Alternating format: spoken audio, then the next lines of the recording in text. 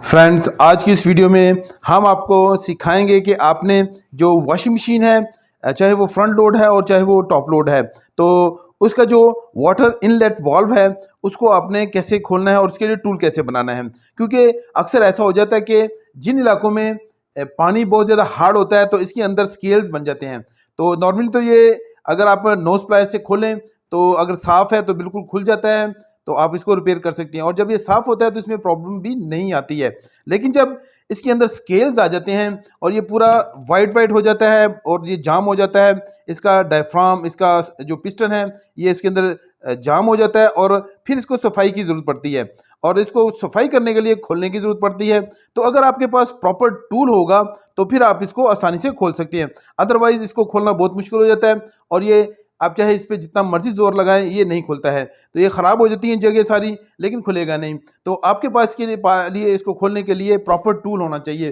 तो आज की इस वीडियो में हम आपको इसको टूल बनाना सिखाएंगे। इसके अलावा मैं ये समझता हूँ कि कोई भी काम है अगर आप उसके बारे में नॉलेज हासिल कर लें और उस पर काम करें तो वो ज़्यादा अच्छे से आप काम कर सकते हैं। तो आज की वीडियो में ये भी आपको सिखा देते हैं कि एक्चुअली ये टेक्निकली ये कैसे काम करता है जिससे कि ये सारा फंक्शन हो रहा होता है। इसके अलावा हमने एक और पहले भी वीडियो बना चुके हैं इसके ऊपर, तो उसमें काफ़ी ज़्यादा हमने इन्फॉर्मेशन दी है। अगर आपने वो वीडियो नहीं देखी तो वो भी देख लें, तो आपके जो नॉर्मली अगर आप घरों में हैं तो आपको काम करना आसान हो जाएगा। अब इस टूल को बनाने के लिए हमें बहुत ज़्यादा बड़े रिसोर्सेज की ज़रूरत नहीं, बल्कि हम अगर ग्राइंडर हमारे पास मौजूद है और या फिर हैक्सॉ यानी कि आरी जो मौजूद है तो आप आसानी से ये काम कर सकते हैं। और इसके अलावा आपको क्या चाहिए होगा, आपको एक पाइप चाहिए है। और पाइप कौन सा जी, ये देखें जी, ये जी 22 mm का पाइप है जो कि अक्सर यूज होता है जी पानी के लिए। पानी का पाइप है, आप इसको ले लेंगे तो आपको आसानी से ये आप इससे बना सकते हैं। और ये देखें, ये इसका साइज़ जो है ये तकरीबन 22 mm होना चाहिए। अगर ये 22 mm है तो आपका ये जो अक्सर ये ऐसे वॉल लगे होते हैं ये इतने ही साइज़ के इसका साइज़ होता है। देखें मैं आपको दिखा देता हूँ, इसका साइज़ देखें यहाँ पे 22 mm है, तो इसको आपने 22 mm ही लेना होगा। इसके अलावा आपको दो किस्म के नट चाहिए होंगे और आगे चल के मैं बताऊँगा कि इनका क्या फंक्शन होगा। तो देखें यहाँ पे मेरे पास दो नट हैं, तो आप इनमें से कोई एक यूज़ कर सकते हैं और दोनों में दिखाने का मकसद ये है कि अवेलेबिलिटी के मुताबिक आप उसको यूज़ कर सकते हैं। अब यहाँ पे हम आपको एक्चुअली जो बताते हैं कि ये वाल्व कैसे काम करता है। तो देखें पानी जो है वो इस तरफ से आता है और आके तो ये इसका जो बड़ा होल है, ये देखें ये बड़ा होल है, यहाँ पे आ जाता है और यहाँ पे आने के बाद फिर यहाँ से ये छोटे होल से आउट हो जाता है, यहाँ से बाहर निकल जाता है। लेकिन ये सारा फंक्शन होता कैसे है, तो ऑलरेडी मैं आपको ये डायफ्राम और इसका जो मैकेनिज्म है वो मैं दिखा चुका था, लेकिन चलिए आपको यहाँ पे फिर मैं दिखा देता हूँ। तो देखें ये इसको डायफ्राम कहते हैं और ये डायफ्राम के ऊपर आपको देखें बहुत छोटे छोटे से होल भी बने हुए हैं। तो आगे चल के मैं आपको दिखाऊंगा कि ये होल किस मकसद के लिए हैं। इसके अलावा जो डायफ्राम है इसके ऊपर भी एक छोटा होल बना हुआ है, मैं आपको खोल के दिखा देता हूँ। देखें यहाँ पर भी होल है, तो देखें आप देख सकते हैं कि यहाँ पे भी एक होल बना हुआ है। अब ये होल है ये किस मकसद के लिए, ये भी आपको आगे चल के दिखाएंगे। इसके अलावा देखें आपको मैं ऑलरेडी दिखा चुका था कि पिस्टन होता है और इसके अंदर स्प्रिंग होता है। अगर आपने वो दूसरी वीडियो नहीं देखी तो उसमें भी देख सकते हैं और यहाँ पर भी देख सकते हैं। अब यहाँ पे हम आपको समझा देते हैं कि ये जो वाल्व है ये काम कैसे करता है, एक्चुअली कैसे काम करता है।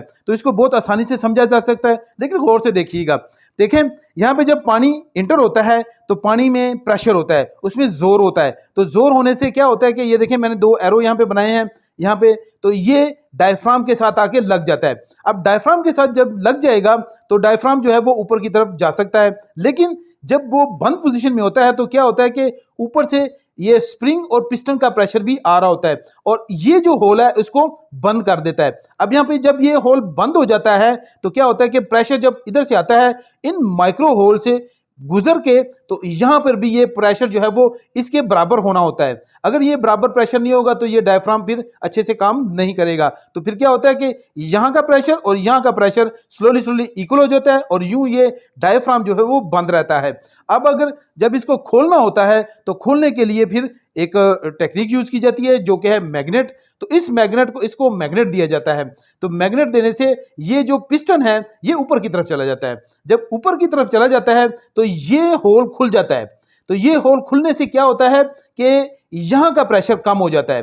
क्योंकि यहाँ पे भी इक्वल प्रेशर था और यहाँ पे बराबर प्रेशर था दोनों तरफ, लेकिन जो ही ये होल खुला तो ये पानी जो है यहाँ पे जो मौजूद पानी है वो अंदर चला जाएगा। अंदर जाने से यहाँ पे प्रेशर कम हो जाएगा।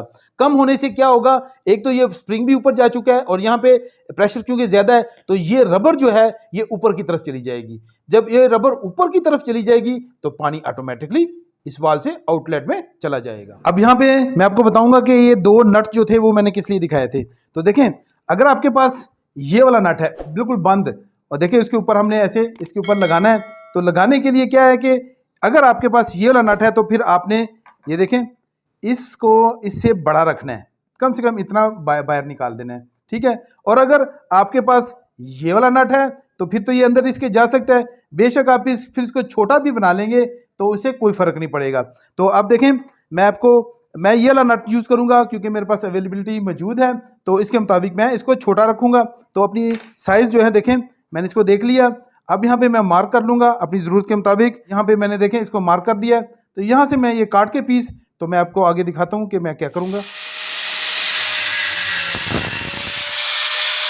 अब ये देखें ये बुश मैंने काट लिया है, लेकिन यहाँ पे ये एक मसला ये है कि इसकी थिकनेस जो है वो मुझे जो ये इसकी वॉल थिकनेस है ये मुझे 2 mm चाहिए, जबकि ये यहाँ पे 3 mm है। तो इसलिए मैं इसको थोड़ा सा छोटा कर लूँगा, तो वो इंटरनल जो ग्राइंडर है उसके साथ। अब यहाँ पे आप देख सकते हैं कि हमने इसको थोड़ा छोटा कर दिया और ये देखें ये साइड मोटी है और ये साइड देखें डाया थोड़ा सा छोटा हो गया। अब यहाँ पे आप देख सकते हैं कि मैंने जो इसका ऊपरला हिस्सा है देखें पाइप का बुश है जो इसका मैंने ऊपर मार्किंग की है। तो ये मार्किंग जो है मैं मैंने 6 इक्वल पार्ट्स में की है, क्योंकि ये देखें जो हमारे पास इसका गाइड ट्यूब है तो देखें इसके ऊपर भी इसको 6 हिस्सों में डिवाइड किया गया है। तो इसी तरह हमने इसके 6 हिस्सों में डिवाइड करके तो आगे मैं दिखाता हूँ हमने क्या करना है।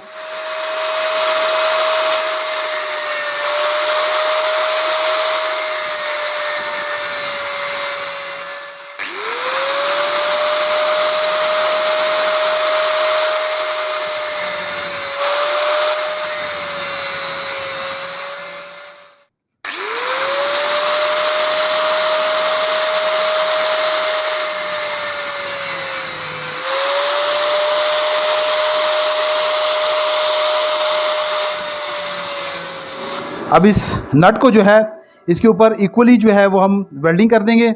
तो देखें हम इक्वली जो है ना इसके ऊपर साइज करके तो इसके ऊपर वेल्ड करेंगे।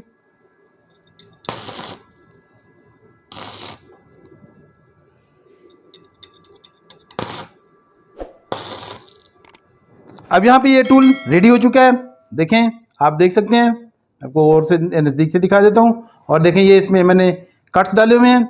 अब देखें आसानी से ये जो है इसके अंदर बैठ जाएगा। तो आप देख सकते हैं जब मैं ऐसे डालता हूँ तो देखें ये इसके अंदर ऐसे बैठ गया।